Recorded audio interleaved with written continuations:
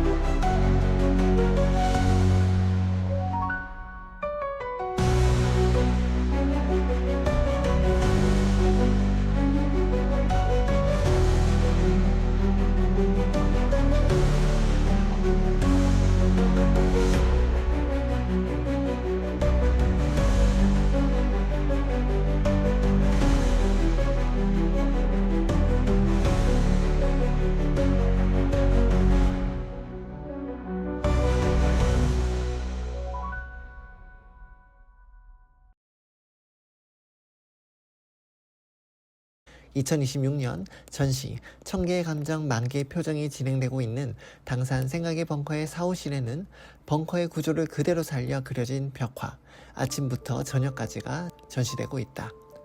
공교롭게도 이 벙커의 구조 때문인지 이 벽화를 보고 있으면 과거 궁정벽화 혹은 종교적 건물 양식에 그려져 있을 법한 돔 형식의 벽화가 먼저 떠오른다. 그런데 독특하게도 이 벽화에는 다양한 모양의 직사각형이 곳곳에 그려져 있고 그 안에는 알 수 없는 숫자가 적혀 있다. 이것은 무엇을 의미하는 것일까? 그동안 하늘을 소재로 한 많은 작품을 창작해온 신용재 작가는 이번 전시에서 벙커 사무실의 벽화를 맡아 이곳에서 자신만의 하늘을 창조해내었다. 그런데 이 하늘은 단순히 자연적 의미로서의 하늘이 아닌 한 예술가의 창작 소재가 된 하늘로서 작가만의 철학과 가치관과 경험이 투영된 거울로서의 하늘이다. 역사적으로도 하늘은 인간이 세상을 어떻게 이해하고 해석하는지를 담는 가장 큰 틀, 즉 우주관을 가리키는 상징이었지 않은가. 그렇다면 작품 속 직사각형과 숫자는 분명 신용재 작가의 하늘, 더 크게는 작가의 우주관을 담는 거울들일 것이다. 신용재 작가는 2018년 어머님을 여인 후 어머니와 함께 한 시간을 세어보니 12,192일이 되었다고 한다. 그리고 생각보다 적었던 그 수를 소인수분해한 후 그 숫자 127과 96을 각각 가로와 세로로 잡고 직사각형의 액자 프레임을 만들어 사랑하는 소중한 인연들과의 3차원 속 시간의 길이를 2차원의 면적으로 표현하기 시작하였다고 한다. 특히 이번 전시는 어머님이 아닌 지인들과의 날들을 소재로 삼았다고 하는데 벙커의 천장의 위쪽은 이미 운명을 달리하신 분들과의 날들을, 그리고 벙커 벽면인 아래 측면부는 현재 살아있어 함께하는 분들과의 날들을 배치하였다고 한다. 전반적으로 파란색의 하늘처럼 묘사된 듯한 이 작품 내에서 다소 이질적인 두 부분이 눈에 띈다. 첫 번째는 작품의 전면부 하단의 붉고 노란 컬러인데 이는 원래 옥상에서 하늘을 그리는 작업을 해오던 작가가 어머님을 여의고 나서 해질녘 노을을 보고 이것이 인간의 생의 마지막 컬러와 같다고 느껴 표현하게 되었다고 한다. 이를 통해 작품 제목 아침부터 저녁까지가 어떻게 지어졌는지 짐작해 볼 수 있는 것 같다. 그리고 두 번째는 작품의 최상단의 천장의 중앙인데 짙은 남색에 가까운 이 부분을 보면 하늘의 대륙권과 성층권을 벗어난 우주로까지 확장되는 높고 깊은 우주가 느껴지기도 한다. 학문의 분야에 따라 우주에 대한 정의는 달라지겠지만 이 작품을 통해 신용재 작가가 표현하고 싶은 우주는 천문학적 우주 그 자체는 왠지 아니었을 것 같다. 그렇다면 다시 본론으로 돌아와 작가가 이곳 벙커에서 표현하고 싶었던 하늘, 그 우주관은 어떤 것이었을까? 근대 이전 고작 수백 년 전까지만 하더라도 개별 국가의 왕권 강화나 국가체제 강화를 위해 혹은 종교적 교리 훼손을 막기 위해 개인이 우주를 해석하는 것은 허용되지 않았다. 오직 권위를 가진 기득권 세력만이 우주를 논할 수 있었던 것이다. 1633년 망원경 관측을 통해 지동설을 지지했던 갈릴레오 갈릴레이가 로마 가톨릭 교회에 의해 종교재판에 회부된 사례만 봐도 그렇지 않은가. 하지만 근대 철학이 탄생한 이후 이성과 객관성을 신뢰하는 합리주의적 사조에 의해 과거 종교와 특정 권위를 통해서만 엄격히 해석되던 인류의 우주관이 급격히 변화되기 시작했고, 현대에 이르러 포스트 모더니즘의 탄생과 함께 이 합리주의마저 무너지며 이제 우주는 더 이상 권위를 부여받은 진리나 보편적인 객관성을 띠지 않는 개인의 체험과 해석의 영역이 되었다. 그렇다. 그래도 지구는 도는 것이다. 실제로 21세기 현재 우리는 국가 법질서가 특정 종교에 종속되지 않으면 물론이고, 종교의 자유가 보장되는 헌법 아래 무엇이든 믿을 수 있고 무엇이든 기념할 수 있는 시대를 살고 있다. 더군다나 물고기 자리가 끝나며 물병 자리 시대가 시작되고 있지 않은가. 기존 권위와 전통으로부터 벗어나 개인의 자율성과 개성을 존중하는 물병 자리 시대가 시작되며 인류가 하늘을 바라보는 방식은 또 한 번 변화하고 있다. 그렇다.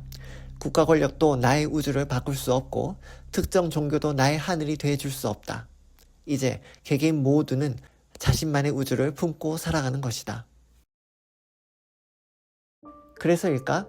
이곳 벙커에 그려진 벽화에는 종교적 의미가 담긴 상징이나 왕조를 표방하는 상징이 보이지 않고 자연적 의미에서의 지평선에서 우주로 이어지는 드넓은 하늘에 오직 신용재 작가 자신에게 특히 소중한 인연들의 날수가 적힌 직사각형이 배치되어 있다. 청명한 하늘 아래 725일 동안 함께한 인연. 하늘의 별이 되신 21,008일 동안 함께한 인연. 2790일 전 격정적인 폭풍의 계절에 만난 인연. 2385일 전 은은한 핑크빛 하늘 아래에 만난 인연.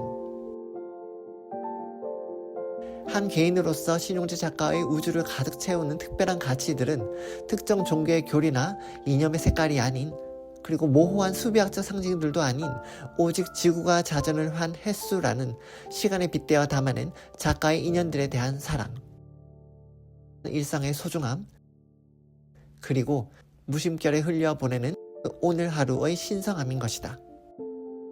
그렇다면 신용재 작가처럼 개개인이 자신만의 우주관을 가지고 살아간다는 것은 실질적으로 어떤 의의를 가질까?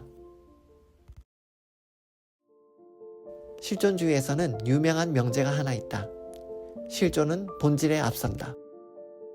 이는 외부의 권위가 개인이 태어난 이유나 목적을 부여해주는 것이 아니며 선제적인 정답이 있는 것이 아니라는 의미다.